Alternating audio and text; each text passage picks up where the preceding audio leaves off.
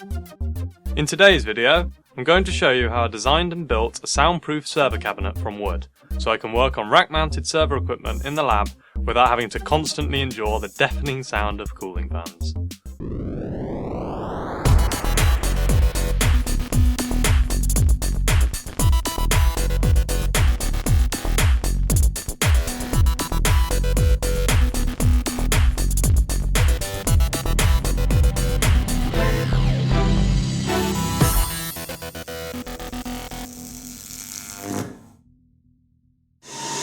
Hello everyone and welcome back to the channel. I know it's been a long time since I last uploaded a video, so here's a new one for you. Hold on a second. What's that? A strange background noise, you say? Now that you mention it, I can hear it too. But what could it be? Is it the sound of this antique metal lathe I recently acquired that I might make a video about soon? Or is it the sound of a future light aircraft preparing for its inaugural flight? No, that in fact is the sound of my HP Proliant DL180 G6 rack-mountable server that I've had in the lab for some time now. And as you can hear, the racket it produces is unbearable. Playing about with computers and networks is another thing I like to do, and so about a year and a half ago I got a proper rack-mountable server to add to the lab for running software I'd written 24/7 and to act as a general purpose computer, since before I was just using laptops. However, since it sounds like a turbofan engine at idle and an even louder F16 during boot up, something had to be done. Logically, the first solution I looked at was in software. Many programs exist for PC fan speed control, so I thought that would be the simplest solution. However, to my dismay, none of the software I tried enabled me to change the fan speed curves, despite the same software working fine on my PC. Fans weren't even registering at all. So next, I attempted to fix the problem in firmware.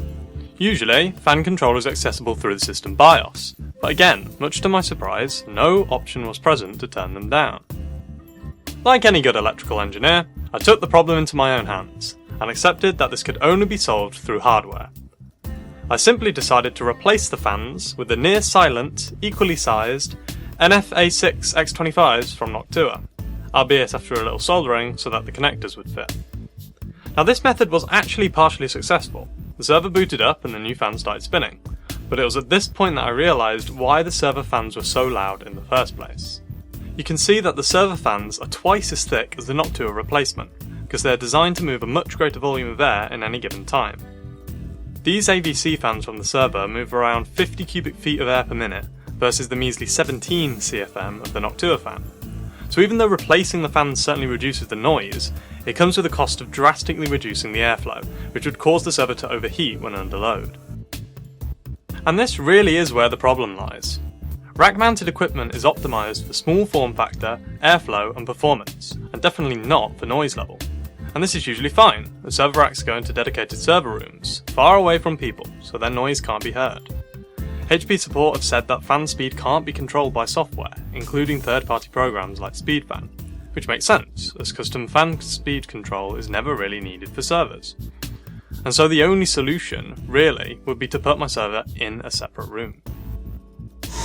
We can't just build a server room, or can we? Well, maybe not an entire server room, but I opted instead to build a server cabinet with soundproofing material that would completely surround it, such that I could still have the server in the lab and it would receive adequate airflow, but at the same time, the noise would be contained inside of it.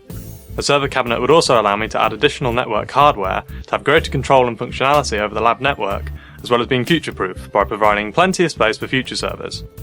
You'll see quantitatively using a decibel meter how well the cabinet performs at the end of the video. So here's how it was built. After spending some time planning its size, shape and structure, I came up with a final design and began looking at the wood I currently had to find the best pieces to use. The cabinet would be 11U, or standard rack units in size, since that's the tallest it could be, and still have enough space to fit under the desk, with ample airflow. First things first was the internal structure, made from these heavy-duty beams I got second-hand from the internal wall of an office building. I measured out all the pieces for the frame and doors, clamped them down and cut them outside with the circular saw. I then used a belt sander to smooth and sand down all the edges of the beams that were cut. In order to turn this from a wooden box into an actual server cabinet, it needed to have the ability to mount network hardware inside. This was achieved using server strip rails at both the front and back. Once lined up, these were attached using screws to the structure beams, as can be seen here. Smaller pieces of equipment, like the network switch and patch panel, attached directly to the front rails using bolts and cage nuts. The bigger pieces of equipment, such as the servers themselves, usually attach to both the front and back strip rails via an intermediate sliding rail. This enables the servers to slide out like drawers for easy maintenance. However, since I don't plan on making that many regular hardware changes to the server, I decided to ditch the sliding rails and just made my own similar yet simpler mounting system that still enables servers to be quickly removed for maintenance if needs be, which you'll see later. Now that the strip rails were on, it was time to assemble the beams to form the actual structure. Pilot holes were drilled and countersunk in 4 beams to make the front section before being screwed together. Another identical structure was made for the back, and both were attached to each other using 4 longer beams. Again, plenty of piloted countersunk screw holes were used to ensure the whole structure was properly held together. Some might see this as too heavy duty for the job, but remember that each individual server weighs at least 16 kilograms, and that's without a full bay of hard drives. As of right now, I only have 1 server, so most of the cabinet will be empty space, but the idea is to expand with more in the future. And the last thing I want is for the whole thing to fall apart under the weight and damage all the server equipment because of it. All of the weight will be held by those 4 strip rails, so it was crucial that the whole structure was built around supporting those areas without any warping or chances of wood splitting. To help line everything up, I mounted some of the smaller pieces of hardware on the rails just to check that everything still fit whilst it was being screwed together. After a few more extra long wood screws, the internal structure was mostly complete. With that done, the next parts that needed cutting were the panels that make up the sides, top, bottom and the back door. Perspex will be used for the front, so the server gear can be seen from the outside, as will be shown later on. For these, I got a big new piece of MDF, clamped it down and measured out the panels. Since these were all straight lines, again, I took to the circular saw to cut them all out. After sanding down the edges a bit, the side panels were lined up with the frame and clamped in place. Since these parts will be visible, I took extra care to countersink all the holes properly to make it look nice. The whole thing was flipped over and then the bottom panel was attached, with screws going into both the beam structure and the side MDF sheets just to really hold the whole thing together.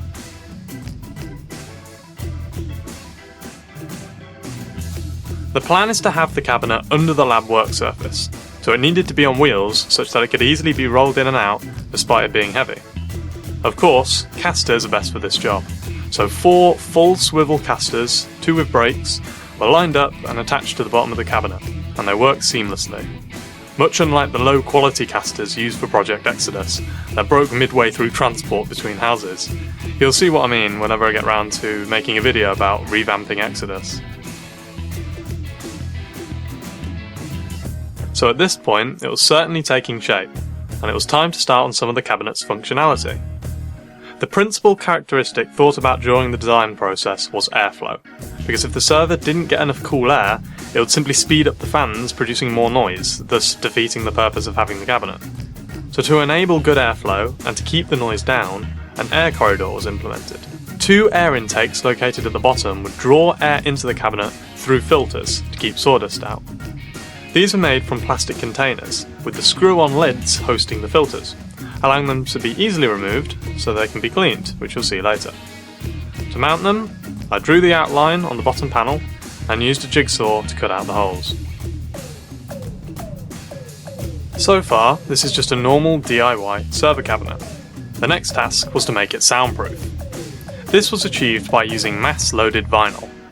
Mass-loaded vinyl is a special polymer sheet that is loaded with other materials, such as barium sulfate or calcium carbonate, and this gives it a damping property, making it a reflective sound barrier, keeping most of the sound inside the cabinet and preventing vibrations that would cause additional noise.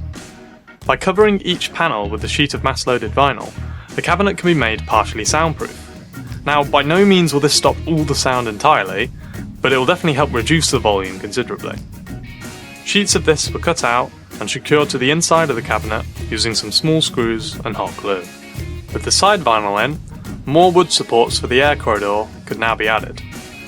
Since the cold air coming in can't be mixed with the hot air exiting, this section will need to be covered by a thin sheet of hardboard to separate the two. Then, mass-loaded vinyl was added to the bottom.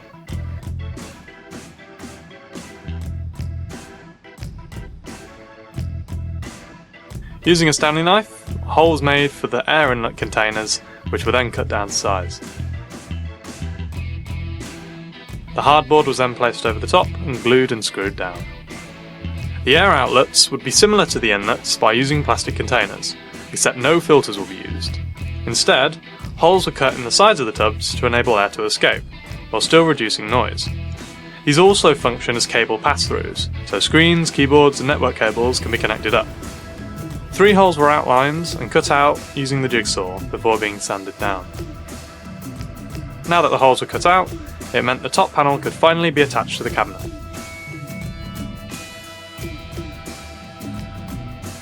And with that done, the final layer of mass-loaded vinyl was attached to the top with the air and cable pass-through holes cut out. The cabinet, of course, wouldn't be complete without doors. The back door was made simply by connecting 4 wood beams together with a flat square of MDF on top. A piece of mass-loaded vinyl was also screwed on top of that to help reduce the noise from the back. 4 bolts protrude through the beams and into holes drilled into the cabinet frame. The spade bit was used to embed the bolts so that they lied flush with the wood.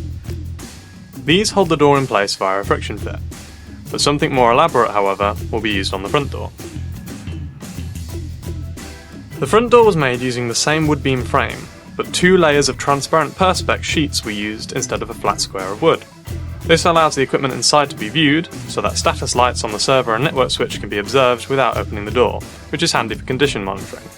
Also, the perspex just makes the whole thing look much cooler, otherwise it would just look like a big wooden box. The sheets were screwed onto the wood frame, with hot glue used around the edges for good measure. I wanted the seal between the door and the cabinet to be nice and strong, so that little noise and air could escape. A simple friction fit wouldn't suffice. Instead, I expanded the holes in the cabinet structure and embedded hex nuts into them. I carved out the holes so that they were hexangular in shape, enabling the nuts to sit there comfortably but without rotating freely. The nuts were then covered using some more thin hardboard so that they couldn't be pulled out of the wood. Doing this allowed the bolts on the door to act like big thumb screws, so that the door could be secured on or removed by simply twisting the bolts. To make it much easier to tighten the bolts by hand, I cut some wooden discs from some spare chipboard I had, using the pillar drill and a hole saw. I glued the bolts into these discs so that turning them would provide more leverage to tighten the bolts. The bolts were then trimmed down to size using a hacksaw so that excessive turning wasn't needed to open or close the door. A rubber seal was also glued around the outside to help make the connection between the door and the cabinet as smooth as possible. For airflow, the cool air from the corridor at the bottom needs to be pulled through the servers before exiting out the top. Since most of the rack space is empty, blank spaces will be needed to fill the gaps to stop the hot and cold air mixing. So I made a few of those and mounted them to the strip rails. Each blank is 1U in size, so any number of them can be removed to make room for any size network hardware that's added in the future. Speaking of airflow, it was time to build the air filters, which was done by getting the container lids from earlier and cutting a massive hole in them. The hole was then covered with nylon fabric, which will allow air to pass through but will block most dust. These were then screwed onto the containers on the bottom of the cabinet. Finally, after testing the server inside the cabinet off camera, I realised the air intake was great, but a lot of hot air built up at the air outlets, due to a number of different reasons. Because of this, I decided to repurpose the outlet containers purely as cable pass-throughs, and then cut 3 new holes behind them, where 3 12-volt PSU fans were mounted. Like the Noctua fans, these provide ample airflow but very little noise. These are not to cool down the server, but to exhaust hot air pulled through it by the server fans. Noise from the server fans through the holes shouldn't be too much of an issue either, as the back of the cabinet will be pushed right under the corner of a thick work surface, further suppressing the noise. At this point, the cabinet mechanically was complete. For part 2, it was time to do the electrics. This included mounting the hardware, power cabling, and network cabling. The first task was to make a bunch of Cat5e cables to run inside the cabinet. These needed to be bare on one end to connect to a patch panel, and terminated at the other, so that they could be connected to couplers. The next task was to install the 24-port Cat5e patch panel. The trick to wire patch panels is to first mount them back to front, so that the terminals are easily accessible. Punch down all the Cat5e connections, and then flip it back up. As you can imagine, this was a long and laborious task, but was made quicker and easier with the help of an RJ45 crimp kit with punch down tool. Since not all of the ports will be used currently, I decided to only wire 10. The first 6 will be for pass-through connections from the lab into the cabinet or vice versa. The other 4 are for devices inside the cabinet, such as the server. It's the job of the patch panel to bring all the network connections from all the devices, both inside and outside of the cabinet, to one spot at the top of the rack. From here, patch cables can be used to route traffic around the cabinet to where it needs to go. Now admittedly, my cabinet is small and only has a network switch and one server for now, so a patch panel definitely isn't a requirement. However, it certainly helps keep things tidy and will be more useful when I add more hardware in the future, and when I want to play about with things like separate networks, subnets, DMZs, etc. I don't have RJ45 sockets around the lab, but I do have a whole host of devices to connect up to the network. In order to patch these through, cables will run from the back of the patch panel, out the cable pass-through at the back of the cabinet, and will terminate using RJ45 couplers. From there, I can route any number of devices outside the cabinet on the work surface, such as laptops, Raspberry Pis, and Ethernet-compatible Arduino shields, into the network by connecting a patch cord between the device and a coupler. Since all the couplers are labelled with the same port number as on the patch panel, this topology enables quick and flexible routing, connecting, and disconnecting of devices without having to open up the cabinet all the time. Most importantly, however, it means the cabinet can be rolled out for maintenance just by disconnecting the couplers. Instead, if all the devices were hardwired into the back of the patch panel, it would make moving the cabinet impossible, unless tons of slack Cat5 cables left dangling behind it, which would be messy. Not to mention the fact that the patched-in devices won't be permanent. Instead, devices will be added and removed as needed from different places in the lab, meaning that the cable length would need to change all the time, resulting in the need for couplers regardless.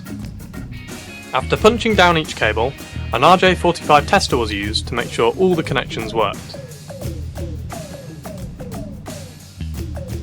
The punch down tool almost always worked first time, but there were a few instances where I had to re-punch down a few of the cables before proper contact was made. Once all the ports were working, the support bar was attached and every cable was secured to it via a cable tie. This is essential for protecting the connection, because without it, if the cable was pulled, it would just come right out of the patch panel and would be a nightmare to reconnect. Finally, the patch panel was flipped back up the right way around and bolted onto the rails using cage nuts. The second piece of network hardware to install was the Gigabit Ethernet switch. This essentially connects all of the ports to the same network and thus to the internet. To make the connections from the patch panel to the switch, a series of short patch cables were needed, which I made using offcuts from some Cat5e reels I had and a bunch of unused RJ45 connectors. These were colour-coded, with blue being internal cabinet connections, grey external connections from the couplers, and the red being the WAN connection, bringing in access to the internet from the house's modem. Then came the satisfying task of patching in all of the connections from the patch panel to their designated port on the switch. Since not all of the patch panel ports were punched down, I didn't bother making patch cables for all of them, hence the unoccupied ports. For power, since only the server and switch have a mains plug, a simple 2-gang extension lead was fed through the cable pass-through. In future, I plan to get a rack-mountable 6-gang power block and mount it on the back strip rails, but for now, it's not needed. Before mounting the server, I took the opportunity to clean the inside of it using a can of compressed air, since it was full of dust. This is what happens when a server's left in a wood workshop with no filters. But to be honest, after running for a year and a half, the dust level wasn't actually as bad as I expected. So it was almost time to fit the server, but first, some of the blank panels were bolted onto the front rails to make mounting easier. For my mounting system, the front of the server bolts directly to the front rails, and the back of the server rests on a block of wood mounted to the back rails, which will be moved when more servers are added. In future, I'll switch this block to a rack-mountable metal shell. The corresponding network cable from the patch panel was connected up to the server and the front door was put on. All that was left to do was to connect up the peripherals and boot it up. So as you can see, The server boots up fine. The screens, keyboard and mouse all work and connect properly, and so everything appears to be working as expected.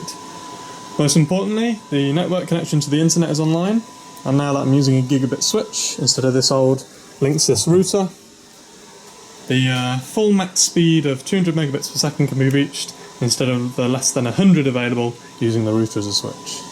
As you can probably hear, the server isn't silent, but it's much quieter than it was before. At the coupler end, we have the WAN connection, the router and my laptop all patched through and working correctly. And as you can see, the switch indicator lights show all the connected devices are working.